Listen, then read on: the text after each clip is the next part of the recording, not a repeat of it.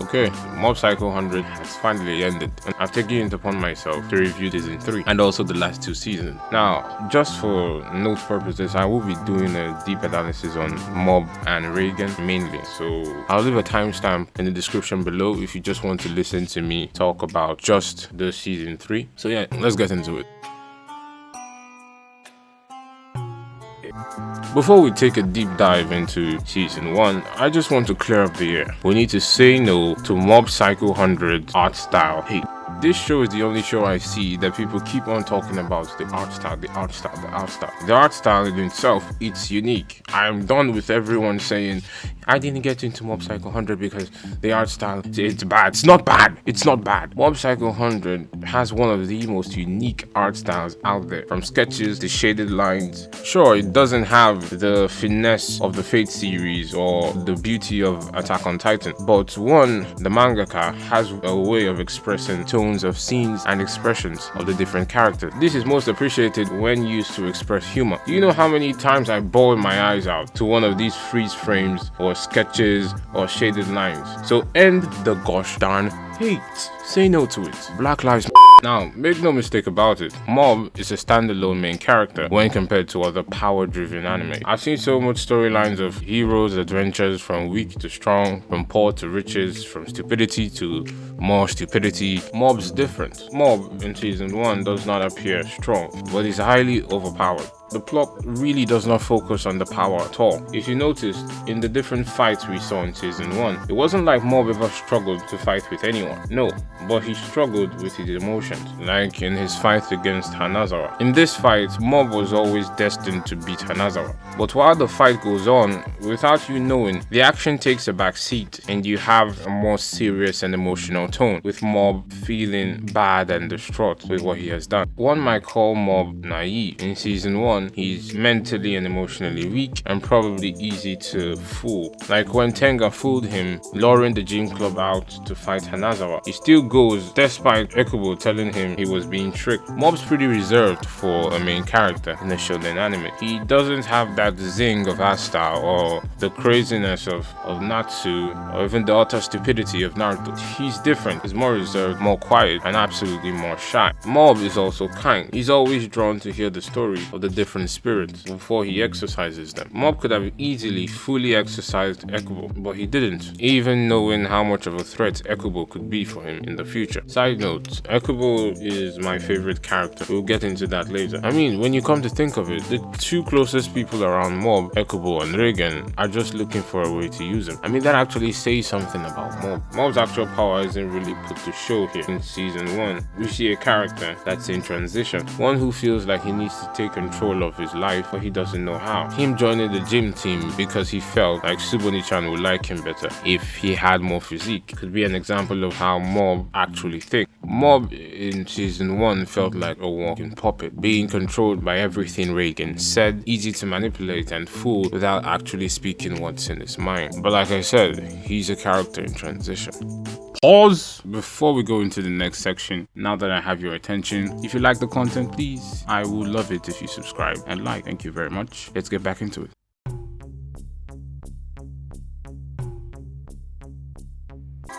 Now, Reigen is probably the worst character in the anime, but still the best at the same time. In season 1, he probably strikes everyone as the same, a fraud, using mobs for his deeds without actually compensating him fairly. But there is more to Reigen's dynamic with Mob. In season 1, Reigen strikes as an imposing, overly confident, manipulative fool. The guy could actually be a cult preacher and people will absolutely eat everything he says. He has the ability to convince and manipulate literally anyone just by his confidence, almost like he's trying to compensate for something. His interactions with Mob, when we look deeper, is pretty simple. He wants Mob to feel like he fully needs him. Reigen oversteps Mob's own decisions, like he always calls him late for jobs, when Mob clearly says to call him ahead of time. The weird part is, the more Mob says this, the more Reigen keeps doing it. He doesn't even want to see Mob's own point of view. And Mob, in his wonderful stupidity, respects Reigen's cause every single time and keeps coming. In my understanding, validating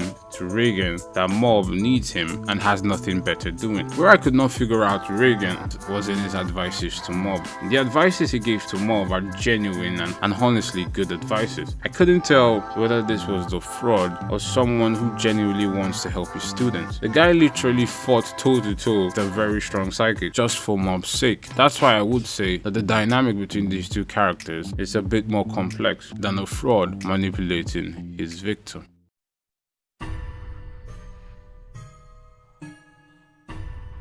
Season 2 gave us a more matured Mob mentally and maybe not emotionally. Mob starts questioning his actions and understanding that such actions has consequences. Like when Mob found the spirits that Reigen's clients wanted to exercise. He understood that such a decision can't be made by what Reigen said, because to him, he sees a family that was living perfectly without causing any trouble. But in the eyes of Reigen and his clients, they saw a spirit that was creepy and needed to be exorcised. This is where I find Mob not being emotionally matured. He was overwhelmed by his emotions and thoughts, and in this instance was unable to make a peculiar decision. We could also see such in the fight he had with Mogami, which arguably had one of the best visuals in season 2. I mean, just look at it, choreographed to absolute perfection. I've been talking about the mangaka, but the truth is Bone Studios are the main aces in this anime. They were able to bring such an odd style to perfect fruition with fights that pull you in whether you're an anime fan or not.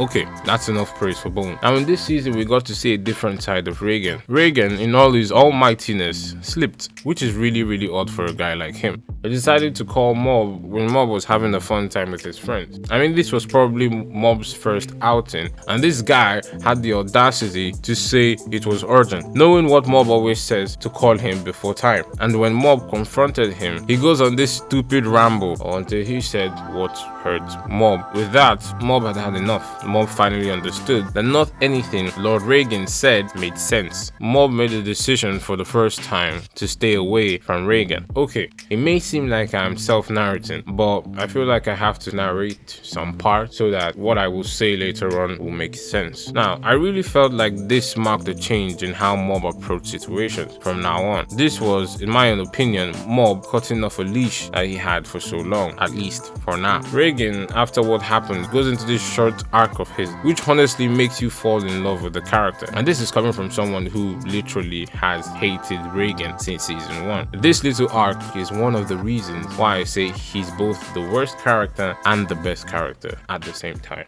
Let me explain. Reigen became self-aware of what he never noticed. It turned out that Mob wasn't the one who needed Reigen, but Reigen needed Mob. He got to understand that his only form of socialization were with his clients and Mob. Without Mob, Reigen was absolutely lonely. But in normal, egotistic Reigen fashion, Reigen digs deep, rebrands, becomes popular, and goes on to screw things up. Basically, he got revealed as a fraud. This leads to one of the best scenes in season 2, where Reigen ends up screwing up his apology speech, but speaks heart to heart with his student. This is where it becomes clear for me. Though Reigen uses Mob and has lied to him so many times, there is genuine care and love for Mob. One that I feel transcends all of the foolishness being exhibited by our boy Reigen. It made me understand that he truly cares for his student. This was no con man or fraud speaking, but a sensei speaking to his student.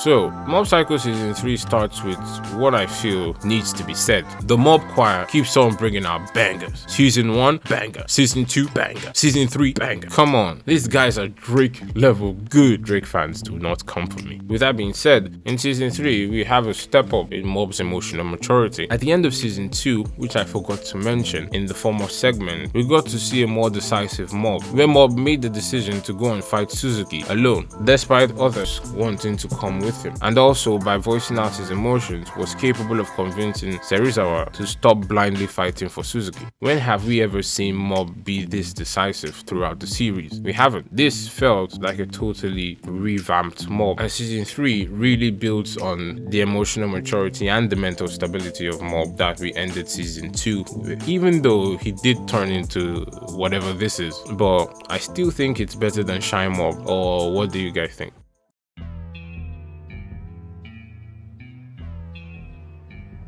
The reason I didn't speak about Ekubo in the past segments was cause I felt like this character shines more in season 3 and his motives are really put to show by the anime. In my opinion, Ekubo or Dimple, that's if you're watching in dub. I mean, why do people watch in dub? Like, why? Why do you watch dub? There's nothing good about hearing this. 500 kilogram tackle!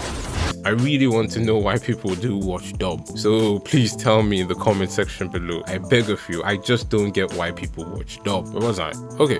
In my opinion, Ekubo is the most genuine character in the show. He might be crass or evil per se. He's probably Mob's only friend since season 1. Yeah, his intent in season 1 has always been to take over Mob's body and use his psychic powers. But there were countless times where Ekubo could have made this a reality. Like in the Mogami fight, where he took control of Mob's body and still put himself in danger to make Mob regain consciousness from Mogami's control. There are countless other times where he protected Mob. He's the only one who actually tells Mob the truth, while our Lord Reigen keeps on spitting lies like there's no tomorrow. Ekubo thinks of Mob as a friend, which is why I was surprised when Ekubo told Mob to join him in his plan to use the psychic helmet called and take over the world, with Mob turning him down instantly. Mob failed to see things from Ekubo's point of view. Yes, the idea kind of sounds stupid, but for Ekubo it didn't. This was something Ekubo really wanted to do, but he clearly wanted to do it with his friend. By Mob turning him down, Mob was doing the same thing that Reigen always did to him. And I personally don't blame Ekubo for going rogue and taking over the city with the power of the divine tree.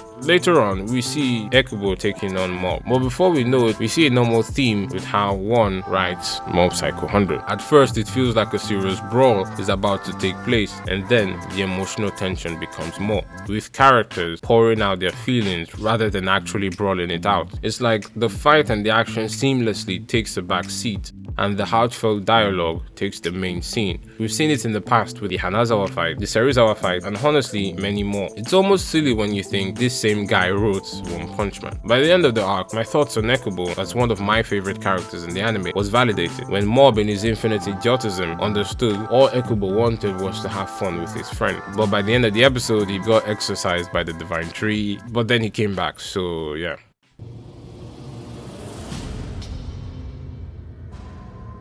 Now, we've gone through Mob's incremental rise of emotional maturity and mental stability. Like I said before, Mob has grown from shy to almost the guy he wanted to be. He even was about to ask out Tsubori-chan. But the question is, was Mob truly accepting himself? When you come to think of it, Mob has always distanced himself from his powers, suppressing it and not accepting it. He has different moments where he lets it out when there is an emotional build-up, but this meant that Mob never really or truly accepted himself. So that's 3 episodes dealing with this idea. Mob had bottled up all his emotions that he literally created an alter ego that represented his powers, and we all knew what led to the alter ego being released. The alter ego called himself Kageyama Shiryu, which is Mob's name, almost like Mob's power is the real him. You see, when I watch anime, I just can't watch it for the flashy powers or the action scenes or the beautiful fight choreography. Those are nice, but I've watched so many animes that these themes don't move me at all. Then you have animes like Mob Psycho 100 that speak literally to you as a human being. Most of us tries to lock up our problems, situations, issues, and plaster it behind a smile or happy attitude. While in closed doors, those emotions and those problems keeps eating us up. Such emotions keeps bubbling and bubbling until we can't tolerate it anymore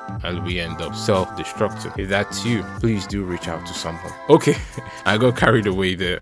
Where was I? You see, Mob never accepted his powers. He never accepted those emotions, but instead he was afraid and locked it away for so many years. Reigen. I've probably insulted this guy so many times in this video, but like we concluded in the past segments, Reigen is Mob's mentor, his closest ally. Reigen, whether I like it or not, has shaped Mob to be who he is, ever since Mob hurt Ritsu as a kid. In episode 12, we see Reigen, the con man, the fraud, literally go through hell just to be able to reach Mob. Reigen knew that for Mob to come back to himself, he needed to gain enough shock to be restored, and so he put himself in harm's way time after time to save his student. Reigen, in all his pride and egotism, told Mob the truth, that he is a fraud and that he's been using him all this time. Surprisingly, this actually worked, and in my opinion, I think this worked because though Mob already knows the truth about Reigen, I felt like Mob's alter ego, being his powers, never expected Reigen to ever confess that. You see, in this episode, we see two characters that have had a constant characteristic to the way they behave evolve. Mob understanding the only way to truly change was by self-acceptance, and Reigen fully coming to terms with who he is and shamefully revealing it to the one person that has looked up to him ever since.